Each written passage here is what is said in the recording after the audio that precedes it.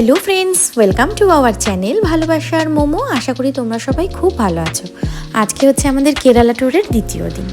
গতকাল রাত্রে আমি আর রাহুল মিলে প্ল্যান করেছিলাম যে আজকে সকাল সকাল উঠে আমরা রেডি হয়ে ব্রেকফাস্ট সেরে এখানের একটা খুব বড় মন্দির আছে, সেই মন্দিরে দর্শন করতে যাব। কিন্তু দুঃখের বিষয় আমাদের না আজকে ঘুম থেকে উঠতে অনেকটাই লেট হয়ে গেছে। গতকাল রাত্রে আমরা এতটাই জার্নি করে এসেছি, তারপর মাঝখানে আবার এমন এমন জায়গাও ঘুরে এসেছি, শরীরটা ভীষণ টায়ার্ড হয়ে গেছিলো। তো সেই কারণেই মনে হয় আর ঘুম থেকে উঠতে পারিনি। তো যাই হোক, আজকে সকালে যখনই ঘুম থেকে উঠেছি তাড়াহুড়ো করে রেডি হয়ে দেখো একদম আমরা চলে এসেছি এখন ডাইনিং হলে। ডাইনিং হলে ঢুকেই তো মনটা খুব ভালো হয়ে গেছিলো, কারণ এখানে ব্রেকফাস্টের প্রচুর আইটেম ছিল। দুঃখের বিষয় সেটা হচ্ছে আজকে সোমবার, আর সোমবার আমি কোনো ননভেজ বা পেঁয়াজ রসুন দেওয়া কোনো খাবারই খাই না। তো সেই জন্য শুধু খাবারগুলো ঘুরে ঘুরেই দেখছিলাম। তারপর মনে মনে একটা কথা ভাবলাম যে ঘুরতে এসে আমি এত বাছবিচার করলে আর চলবে না। ঠাকুরের কাছে তখন বললাম, ঠাকুর মাছ মাংস না হয় নাই খেলাম, কিন্তু পেঁয়াজ রসুন দেওয়া খাবার কিন্তু আমি খেয়ে নেবো, প্লিজ আমাকে ক্ষমা করে দিও।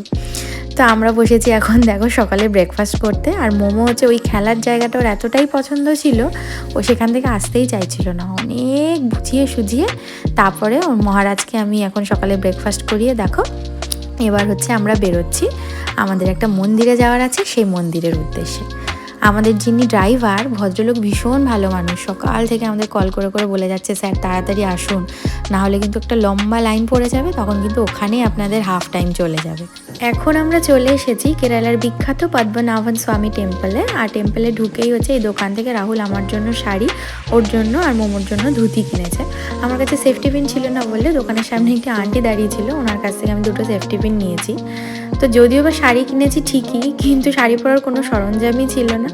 তো সেই যে ড্রেসটা পরেছিলাম সেই ড্রেসটার ওপরে কোনোভাবে শাড়িটাকে দেখো জড়িয়ে নিয়েছি।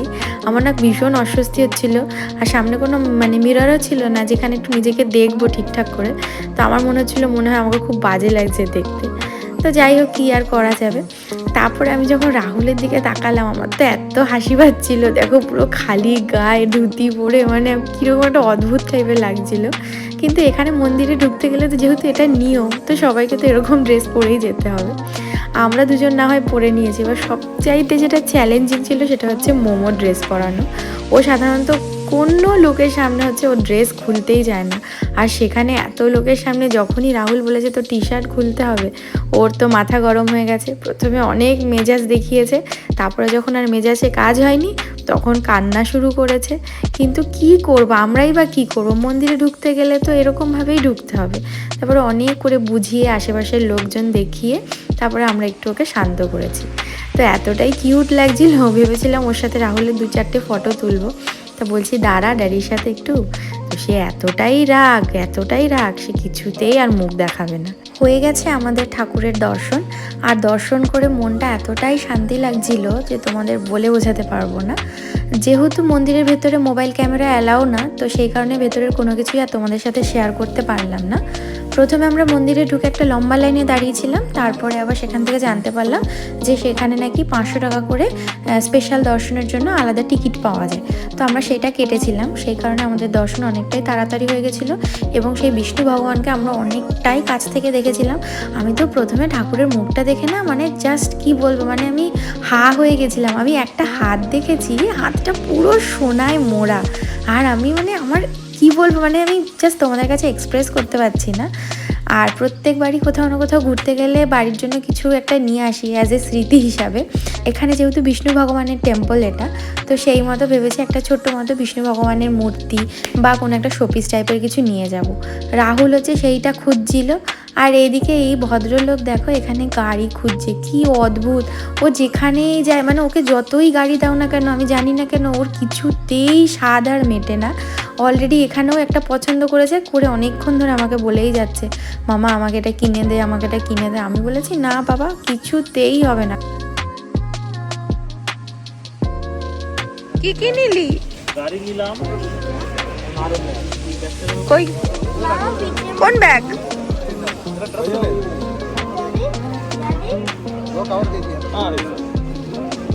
एक कवर बैग में দেখাও ওর মধ্যে।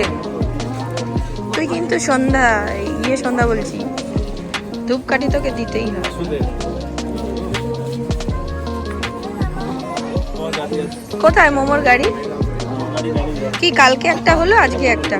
কালকে একটা, আজকে একটা? ও প্রত্যেকদিন রেখেছে। গত 2024 সালের একদম ডিসেম্বরের শেষ দিকে আর 25 সালে জানুয়ারি মাসের শুরুতে আমরা ছিলাম হচ্ছে হরিদ্বার আর ঋষিকেশে। অ্যাকচুয়ালি মোমোর একটা মানসিক ছিল, সেটা দেওয়ার জন্যই আমরা গেছিলাম। তো একদম লাস্ট 2024 সালের যে একদম লাস্ট দিন ছিল, সেদিন পড়েছিল সৌমবতী অমাবস্যা। আর ওই সময় আমরা হরিদ্বারে ছিলাম। যে হোটেলটা ছিলাম সেটা একদম গঙ্গার ধারে ছিল। তো আমাদের ইচ্ছাই ছিল যে আমরা গঙ্গাতে স্নান করে তারপরে হচ্ছে পাশে যে শিবের মন্দির আছে সেখানে শিবের মাথায় জল ঢেলে আশেপাশের সকল মন্দির দর্শন করব, নিজেরটা যতটা পারবো।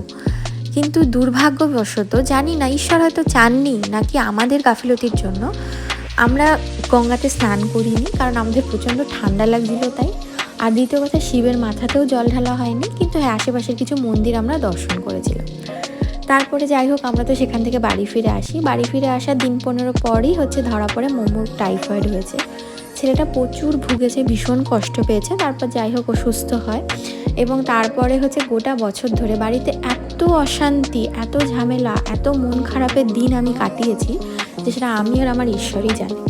যতবার আমি প্ল্যান করেছি যে কোনো না কোনো একটা মন্দিরে দর্শন করতে যাব, সেখানে একটু পুজো দিয়ে মন শান্ত করব, আমি কোনোবারও সেই প্ল্যান সাকসেসফুল করতে পারিনি।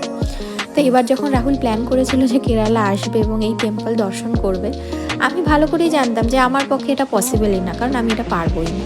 কিন্তু যখন আজকে আমি মন্দিরের ভেতরে ঢুকেছি, আমি যখন ঈশ্বরের সামনে দাঁড়িয়েছিলাম, আমি দু হাত ভরে আমার হৃদয়ে দিয়ে আমি ঠাকুরের কাছে এটাই কৃতজ্ঞতা জানিয়েছি যে ভগবান তোমাকে অশেষ ধন্যবাদ যে অ্যাটলিস্ট তুমি আমাকে তোমার দর্শন দিয়েছো। খুব শান্তি পেয়েছি আমি। তো আমরা সেই মন্দির দর্শন করে দেখো এখন এসেছি হচ্ছে পুভের আইল্যান্ড।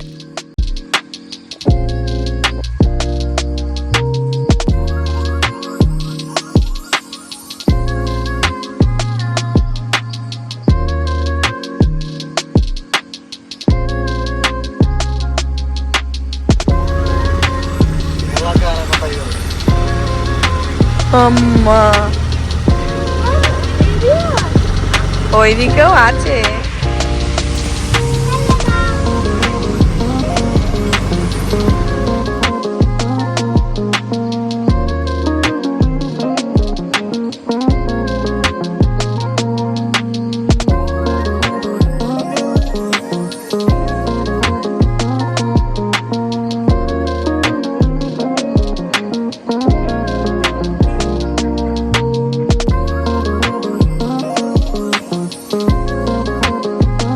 তুইও কি ব্লগ চ্যানেল শুরু করলি নাকি?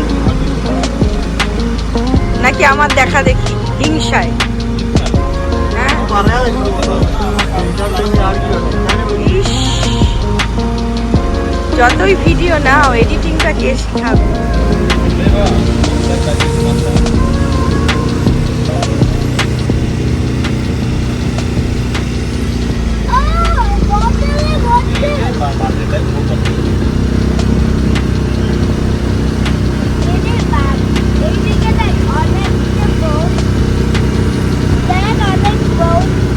এই ব্যাকওয়াটারের বোট রাইডিংটা এতটাই সুন্দর যে তোমরা যদি কখনো না আসো না তাহলে সেটা উপলব্ধি করতে পারবে না।